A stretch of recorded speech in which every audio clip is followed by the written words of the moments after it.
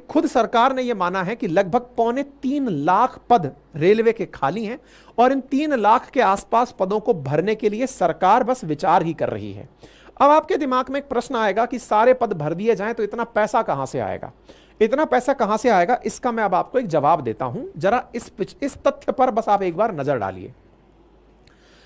1.08 लाख करोड़ सरकार के द्वारा रेलवे की सेफ्टी पर खर्च किया गया, यह मिनिस्टर का दावा है। अब मैं आपको एक इंटरेस्टिंग आंकड़ा और बताता हूं। क्या आप जानते हैं कि भारत का जो रेल बजट है वो लगभग 2.25 लाख करोड़ रुपए का सालाना इन साल चल रहा है। 2.25 लाख करोड़ के इस बजट में, अब यहां पर नंबर देखिएगा, 1 लाख करोड़ रेलवे की सेफ्टी पर खर्च हुआ है। 2.25 लाख करोड़ का कुल बजट है। 2.25 लाख करोड़ के कुल बजट से 75% केवल सैलरीज पर खर्च होता है, अर्थात 1.5 लाख करोड़ के आसपास सालाना 12,18,000 जो रेलवे के कर्मचारी हैं उनकी तनख्वाह पर खर्च होता है। अगर इन नंबर्स को आप अगर चेक करें तो आप ये पकड़ेंगे कि सुरक्षा पर आपने इतना पैसा खर्च किया है। 12 लाख कर्मचारी जिनकी संख्या कम है, लगभग 2.25 लाख कर्मचारियों की और जरूरत है रेलवे को, अगर आप उन्हें भी साथ में ले लें तो संभव है कि आप 2 लाख करोड़ रुपए सालाना में सैलरी देकर के डिपार्टमेंट को आसानी से चला सकते हैं। आसानी से चला सकते हैं। आप इसको इस तरह से कैलकुलेट करिए कि अभी मात्र 2% रेलवे ट्रैक पर कवच सुरक्षा लगी है।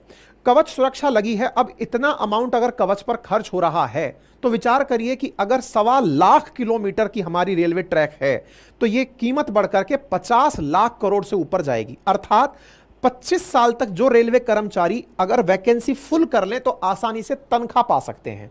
बड़ा इंटरेस्टिंग हो रहा है यह डिस्कशन और चर्चा कि एक तरफ रेलवे के अपने बजट हैं, रेलवे की सुरक्षा पर हो रहा खर्च है, और वहीं दूसरी तरफ अगर 3.25 लाख लोगों को नौकरी भी दे दी जाए तो आसानी से 25 साल तक इस सुरक्षा पर किए जाने वाले भविष्योन्मुखी खर्चे से रोजगार भी दिए जा सकते हैं, और साथ ही साथ मानवीय जो भूल हो रही हैं, जो कि ओवरबर्डन लेबर के कारण हो सकती है, कर्मचारियों के कारण हो सकती है, उनसे बचा जा सकता है। सोचने का विषय है। आप और विषय पर विचार कीजिएगा और अपना तर्क कमेंट बॉक्स में जरूर प्रस्तुत कीजिएगा। फिलहाल के लिए तो जांच बैठ ही रही है, जानकारियां निकलती रहेंगी। जानकारियों का जैसे भी कोई अपडेट आएगा आपको दे दिया जाएगा। चैनल पर नए हैं तो चैनल को सब्सक्राइब कर लें। वीडियो को अगर आपने सुन लिया है, चैनल को सब्सक्राइब कर लिया है तो चैनल को लाइक भी कर सकते हैं। और ये कवच क्या है? जब जब एक्सीडेंट होता है भारत की एक सिक्योरिटी सिस्टम की जबरदस्त चर्चा होती है, और वो सिस्टम है कवच सिस्टम। इंडियन रेलवे का वो सिस्टम जिसमें जब 2 ट्रेनें आमने सामने आ रही हो तो ये ऑटोमेटिक उन ट्रेन्स को आमने सामने टकराने से रोक देगा। एक ही लाइन पर अगर 2 ट्रेन हो तो उन्हें भिड़ने से रोक देगा। यह कवच प्रणाली जब इंट्रोड्यूस हुई, इसके ऊपर काफी प्रचार प्रसार हुआ कि भारत ने टेक्नोलॉजिकली बहुत एडवांसमेंट ले लिया है। रेलवे ने 2022 में जब इसे इंट्रोड्यूस किया तो देश में एक बार के लिए उम्मीद जगी कि अब ट्रेन्स आपस में नहीं भिड़ेंगी, लेकिन दुर्भाग्य से यह कवच सिस्टम अभी तक भारत की 2% रेल लाइन तक ही 2023 के अंत तक लगा है। अब आप पूछेंगे इसका क्या मतलब हुआ? इसका मतलब कुछ इस प्रकार से समझिए कि भारत में लगभग 2.25 लाख किलोमीटर का रेलवे ट्रैक है। 2023 के मध्य में मात्र 1500 किलोमीटर तक ही यह ट्रैक लगा था, यानी कि कवच सिस्टम एक्टिवेट हुआ था। अब आप समझिए कि 1500 किलोमीटर तक कवच सिस्टम लगा है। साल के अंत तक 3000 किलोमीटर का टारगेट रखा गया है। मात्र 2% क्षेत्र में अभी तक भारत में कवच सिस्टम लगा है, अर्थात उस क्षेत्र से गुजरने वाली जो ट्रेन्स होंगी वो आपस में एक दूसरे से नहीं टकराएंगी। तो सोचिए कि 2.25 लाख किलोमीटर को कम करने में कितना समय और लगेगा। 2022 से इंट्रोड्यूस हो चुका है, चॉइस जाने समाप्ति की तरफ है, अभी तक 3000 किलोमीटर पर लगा है। अगर ये मात्र 1.5% या 2% के आसपास है तो आप अभी 50 साल और आगे की चिंता कर सकते हैं। हो सकता है कि टेक्नोलॉजिकली एडवांसमेंट करके इस काम को फास्ट कर दिया जाए। इस विषय के ऊपर राहुल गांधी जी की भी प्रतिक्रिया आई, और प्रतिक्रिया के साथ साथ इस बात पर सभी बड़े नेता, अखिलेश जी, आम आदमी पार्टी, इन सब की तरफ से प्रतिक्रियाएं आई। साथ ही साथ कांग्रेस ने सवाल भी किया कि मोदी सरकार के इस काल में जो बड़े रेल हादसे हुए हैं इनकी जिम्मेदारी कौन लेगा। यहां पर यह बड़ी जानकारी यह भी निकल कर आई कि लोगों का कहना है कि रेल मंत्री अश्विनी वैष्णव के कार्यकाल में बहुत से बड़े रेल हादसे हुए, और रेल हादसों की एवज में अश्विनी वैष्णव जो हैं फिलहाल 10 लाख रुपए जिनकी मौत हुई है उनके लिए देते हुए पाए जा रहे हैं। प्रधानमंत्री के द्वारा 2.5 लाख रुपए पीएम एनआरएफ फंड के द्वारा दिए जाते हुए दिखाई दे रहे हैं। साथ ही साथ लोगों का यह भी कहना है कि यहां पर नीतिगत रूप से, और बहुत से लोगों ने ट्विटर पर अश्विनी वैष्णव जी के खिलाफ गुस्सा निकाला है। लोगों ने कहा है कि लास्ट टाइम जब हादसा हुआ था आप अपनी पूरी पीआर टीम लेकर पहुंचे थे, जो अलग तरीके से आपका हर एंगल कैमरे का शूट कर रही थी कि आप कहां से निकल रहे हैं, क्या कर रहे हैं, ताकि आप सेंसिटिव हैं ये दुनिया को दिखाया जा सके। बहुत सारे ट्वीट्स इस तरह के भी वायरल हुए जिसमें यह लिखा था कि वंदे भारत का वीडियो पोस्ट करने वाले वैष्णव जी, क्या आप इस हादसे की भी वीडियो अपने अकाउंट से पेस्ट करेंगे। यहां पर इस तरह की भी खबरें आ रही थी कि साहब आप अगर ये वीडियो ना डालते कि आप राहत कार्यों में पहुंच गए हैं तो आज का ये दिन सुना रहता। यानी लोग अपने अपने तरीके से यहां पर अपनी अपनी प्रतिक्रियाएं दे रहे हैं, क्योंकि हाल ही में मंत्री जी बाइक पर बैठ करके उस हादसे प्रभावित क्षेत्र तक पहुंचने हैं। ठीक है साहब। इसी प्रकार से एक और वीडियो यहां पर वायरल हो रहा है जो पुराना है, जिसमें नीतीश कुमार जी ने अटल जी के समय पर जब वो सरकार में हुआ करते थे तो गजल ट्रेन एक्सीडेंट 1999 में हुआ था। उस समय मोरल रेस्पॉन्सिबिलिटी उस हादसे के लेते हुए अपने पद से इस्तीफा दे दिया था। पद से इस्तीफा देने के चलते ये काफी सुर्खियों में आए थे, इसलिए अश्विनी वैष्णव जी से भी उनके पद से इस्तीफा मांगा जा रहा है कि आपके कार्यकाल में इतने बड़े बड़े हादसे हुए और आप उन पर अभी तक कोई भी इस्तीफा पेश नहीं किए हैं, अपनी जिम्मेदारी आप नहीं मान रहे हैं। ऐसी स्थिति में एक बड़ा सवाल यह भी बनता है कि जितने भी पुराने हादसे हुए हैं उनमें असली कारण क्या है। अगर हम पुराने ट्वीट्स को निकालकर देखें तो अक्टूबर 12 का एक ट्वीट है जिसमें बिहार के अंदर आनंद विहार टर्मिनल से कामाख्या धाम जा रही नॉर्थ ईस्ट एक्सप्रेस के कुछ डिब्बे ट्रेन की बोगी से, मतलब पटरी से उतर गए। इसी प्रकार से आप देख सकते हैं कि उस घटना का जो जिम्मेदार था वो बताया गया कि इंजीनियरिंग फॉल्ट था, मैनुअल मिस्टेक था।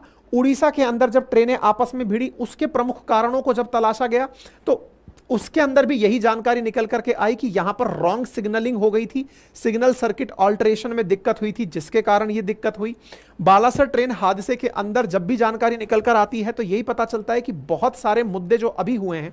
ऐसे ही आंध्रा के अंदर जब एक्सीडेंट हुआ तो उसमें भी यही निकल कर आया कि ह्यूमन एरर थी, ओवर शूटिंग ऑफ सिग्नल हो गई थी।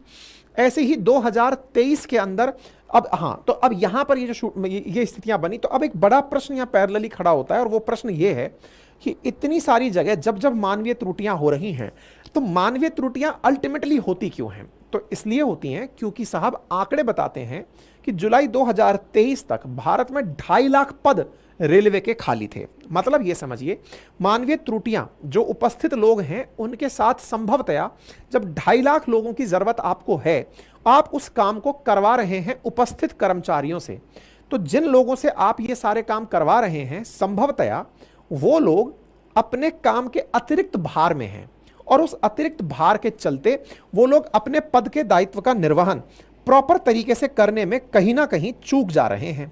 ऐसी स्थिति में 12,18,000 कर्मचारी वर्तमान में हैं और रेलवे में 2.5 लाख कर्मचारियों की अभी आवश्यकता बची है।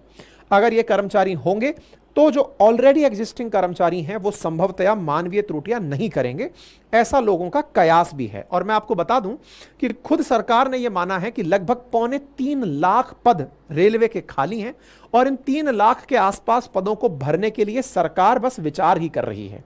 अब आपके दिमाग में एक प्रश्न आएगा कि सारे पद भर दिए जाएं तो इतना पैसा कहां से आएगा। इतना पैसा कहां से आएगा, इसका मैं अब आपको एक जवाब देता हूं। जरा इस तथ्य पर बस आप एक बार नजर डालिए। 1.08 लाख करोड़ सरकार के द्वारा रेलवे की सेफ्टी पर खर्च किया गया, यह मिनिस्टर का दावा है।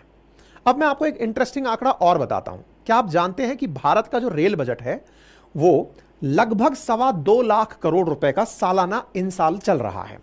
2.25 लाख करोड़ के इस बजट में, अब यहां पर नंबर देखिएगा, 1 लाख करोड़ रेलवे की सेफ्टी पर खर्च हुआ है। 2.25 लाख करोड़ का कुल बजट है। 2.25 लाख करोड़ के कुल बजट से 75% केवल सैलरीज पर खर्च होता है, अर्थात 1.5 लाख करोड़ के आसपास सालाना 12,18,000 जो रेलवे के कर्मचारी हैं उनकी तनख्वाह पर खर्च होता है। अगर इन नंबर्स को आप अगर चेक करें तो आप ये पकड़ेंगे कि सुरक्षा पर आपने इतना पैसा खर्च किया है। 12 लाख कर्मचारी जिनकी संख्या कम है, लगभग 2.25 लाख कर्मचारियों की और जरूरत है रेलवे को, अगर आप उन्हें भी साथ में ले लें तो संभव है कि आप 2 लाख करोड़ रुपए सालाना में सैलरी देकर के डिपार्टमेंट को आसानी से चला सकते हैं। आप इसको इस तरह से कैलकुलेट करिए कि अभी मात्र 2% रेलवे ट्रैक पर सड़क रेलवे ट्रैक पर कवच सुरक्षा लगी है। कवच सुरक्षा लगी है, अब इतना अमाउंट अगर कवच पर खर्च हो रहा है तो विचार करिए कि अगर 1.25 किलोमीटर की हमारी रेलवे ट्रैक है तो यह कीमत बढ़कर के 50 लाख करोड़ से ऊपर जाएगी। अर्थात 25 साल तक जो रेलवे कर्मचारी अगर वैकेंसी फुल कर लें तो आसानी से तनख्वाह पा सकते हैं। बड़ा इंटरेस्टिंग हो रहा है ये डिस्कशन और चर्चा कि एक तरफ रेलवे के अपने बजट हैं, रेलवे की सुरक्षा पर हो रहा खर्च है, और वहीं दूसरी तरफ अगर 3.25 लाख लोगों को नौकरी भी दे दी जाए तो आसानी से 25 साल तक इस सुरक्षा पर किए जाने वाले भविष्योन्मुखी खर्चे से रोजगार भी दिए जा सकते हैं, और साथ ही साथ मानवीय जो भूल हो रही हैं, जो कि ओवरबर्डन लेबर के कारण हो सकती है, कर्मचारियों के कारण हो सकती है, उनसे बचा जा सकता है।